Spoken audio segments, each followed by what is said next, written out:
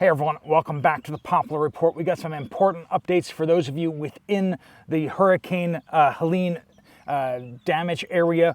We've got some tips and suggestions on things that might be able to help you out.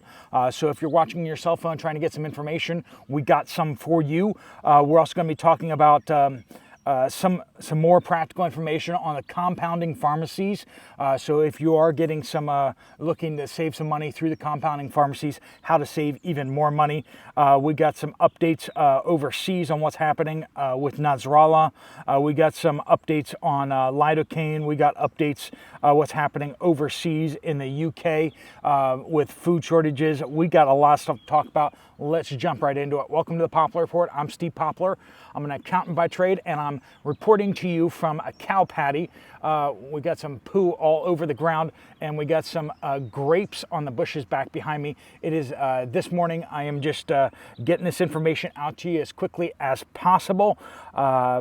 If you have updates, please do keep sharing those. Make sure you use the word update somewhere in your comment on this video or a comment on another video of this channel, and that gets it to the right place. All right, we do want to thank our sponsor, Genesis Gold Group. So if you have a retirement account, if you use this channel, if you mention this channel when you talk to them or you click through the link at the end of the video, they do waive the setup fee. Which saves a lot of money, and it's really, really great. And they're good folks. A bunch of you guys have moved forward with them and have been very grateful that they were recommended. They're a great group of people and very honest and answer your questions without pressuring you to jump in with both feet if it's not a good fit for you. All right, there'll be a link at the end of the video for that. But let's talk about the storm. This is a report from Addicted to Learning. Update on the storm. Greenville, South Carolina and Asheville, North Carolina are devastated, not ready for such a storm. Weren't prepared for it, weren't expecting it. Greenville has no power, running out of gasoline and groceries. Greenville schools closed through at least Tuesday. Heard it's bad all the way up to Gatlinburg, Tennessee area. That's in the Smoky Mountains area, right? Now, Pinball Preparedness is doing a fundraising effort and taking supplies up there. So, friends, a lot of you are familiar with pinball. Most of you are, I imagine. You might want to check him out and see if there's a way that you can help out as well. If you're outside the disaster area and you want to find a positive way to contribute, either through your church or through an organization you already know, or through Pinball Preparedness. Pinball is going to be helping folks out there. All right, Gina in North Central Georgia. So this is a big area, isn't it? North Carolina all the way over to Georgia and Mississippi, and everyone's being impacted by this. North Central Georgia, towns without power everywhere. People waiting 2 hours to get gas. Some towns will wait 2 to 3 weeks before they get power. And mark my words, with the power outages this widespread, it's going to be a long time getting things back up. It's going to make it very difficult on the power crews to actually get into the areas and resupply people, because where are they going to get the fuel? It's going to be hard for them to get the supplies in. Usually when the hurricanes are much more concentrated areas of damage, it's a lot easier for them to get the systems back online. But when it's very widespread, that makes it more difficult. My town north of Statesboro will be 5 to 7 days without power. That's the estimate, right? All the stores are having to throw away all the cold foods and restaurants as well. Although damage is fairly minimal here, it's the downed trees everywhere. So if you're in those areas, you're going to need your chainsaw, right? Julie says, because of flooding in North Carolina, Ingles supermarkets in Tennessee cannot accept cards or checks, cash only. They also will not be receiving perishable foods for 2 weeks. Their headquarters are in Western North Carolina. So Ingles is being impacted by this. Even if you're outside the area, just the fact that their distribution hub and their corporate headquarters are in an area that are being impacted, that may make it hard for you to get stuff, even if you're not in a quote-unquote impacted area. This is one of those times where you really need to look towards the national chains, places like Walmart, and larger grocery chains that are headquartered outside the areas that are affected. That's where you're going to find more steady supplies. If they're more located inside the damage zone, they may have less dependable of supplies, okay? So look to national chains right now to get things that you need if you need them, right? Also look for food distribution sites in your areas. If there's no power, oftentimes they will have places that are providing food. It may take a couple days for them to get set up, but they'll probably be doing meals distributions in your area. Salvation Army, Southern Baptists, and other organizations, Red Cross, will be doing those things. Look for if there are places where people are being housed temporarily, they will usually be providing food there and other support, and a lot of times they'll help people that aren't even staying there, right? It's a place where you can get connected to support, or they can at least tell you where you need to go. Marlon says, I-26 bridge just north of the border with South Carolina was wiped out by floodwaters. The eastbound lanes of I-40 near Irvine, Tennessee, have been washed away. Rebuilding these in the mountains is going to be a lot different than rebuilding the causeway in Florida last year. And there's a lot of infrastructure damage all over the place, right? We had a dam that actually broke. There was the dam that was on watch, and then there was another dam that was on watch, and both those got pulled off the watch.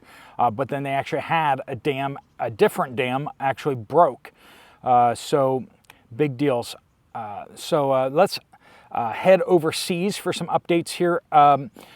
As I updated in the description and pinned comment yesterday, Nasrallah, the head of Hezbollah in Lebanon, has been confirmed taken out by the airstrike on Beirut.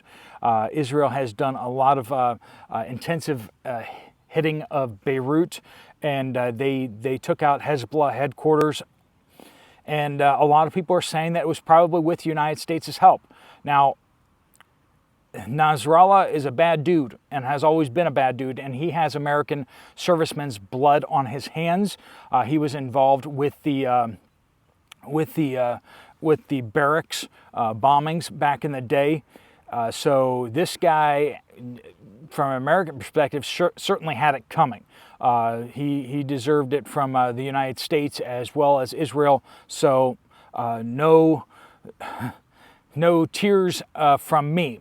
Now, the mainstream media is out there acting like this is some sort of terrible thing, but I will agree with them in the sense that this is probably going to have some severe repercussions.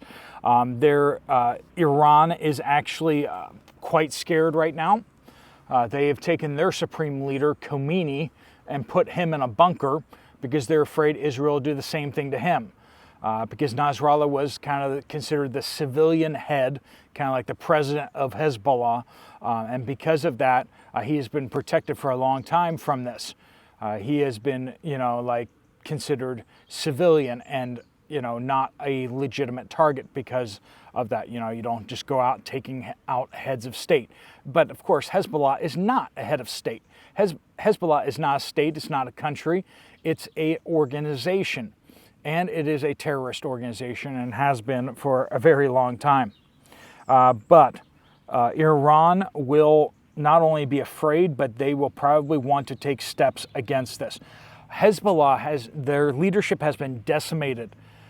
And they may have a hard time. Hezbollah may be kind of coming apart at the seams right now. So with a lot of the senior leadership gone, who is going to rebuild Hezbollah? Or is it just going to fall apart? This may be more effective of a campaign than actually invasion of Lebanon. So, I don't know what happens next, but we're going to be seeing sparks flying in the Middle East for time to come. This is from Jack. I live in Bedias, or I'm not sure, Bedias, Texas. Just got my insurance quote for the upcoming year from State Farm. No claims or damages, but insurance went up 29.8%. Last year was $21.98. This year it's $28.53. I'm hearing that from you guys one after the next. It's absolutely crazy. Creepy Critter says, Tulsa, Oklahoma. Went to local food pantry by my house yesterday. They used to give out one meat and several canned goods and pastas and some fruits. Well, I know things are really bad now because all they gave was a bag of walnuts, a bag of almonds, bag of peaches, and some bananas, and a container of almond milk. No meat, no canned goods, no pasta. So things must be really bad when all you're getting is nuts and fruits. Yeah, absolutely. Tim says, Fort Worth, Texas. Lidocaine plain without the epinephrine is the kind needed in physicians' offices.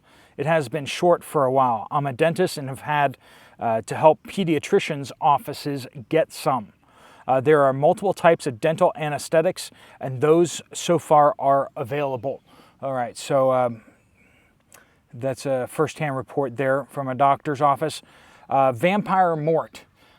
As soon as I hear Mort, I'm thinking about that little character in Madagascar that's always going around with King Julian. But Vampire Mort says, the number of facings of great value heavy cream in my local Walmart have been cut in half.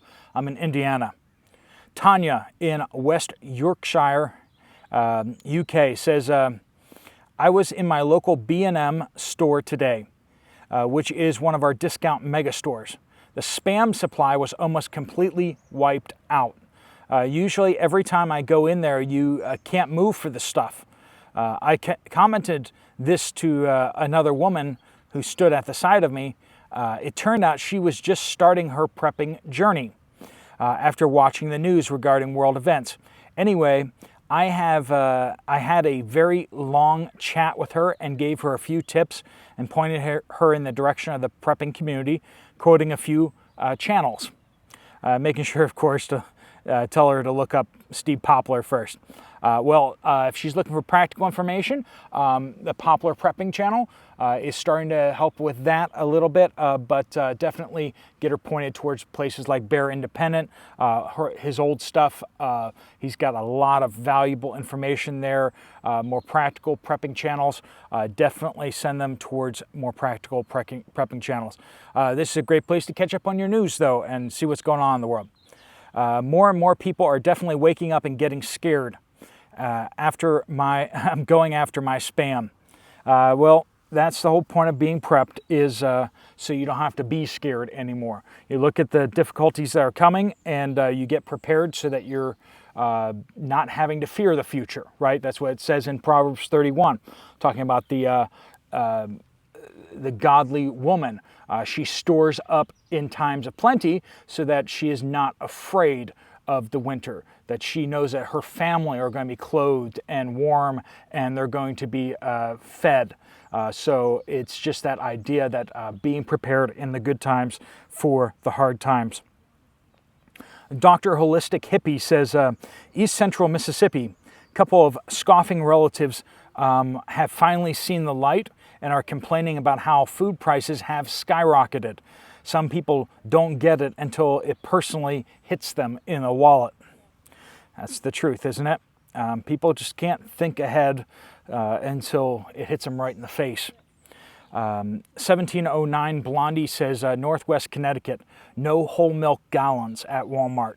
Also, almost no other dairy products. Now, I had a number of you guys reporting from Florida and elsewhere in the surrounding areas about a bunch of shortages, and I'm not going to report on those at this time because of the storm.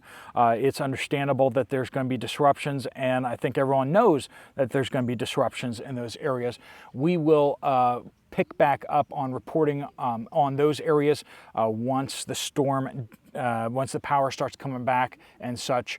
Just understand that if you're in the affected areas, there are shortages, absolutely, especially on perishable goods. So if you find something that you want or need, make sure you grab it when you see it available. All right, PJ says, I appreciate your updates. You still managed to put something positive out in the midst of all the doom and gloom.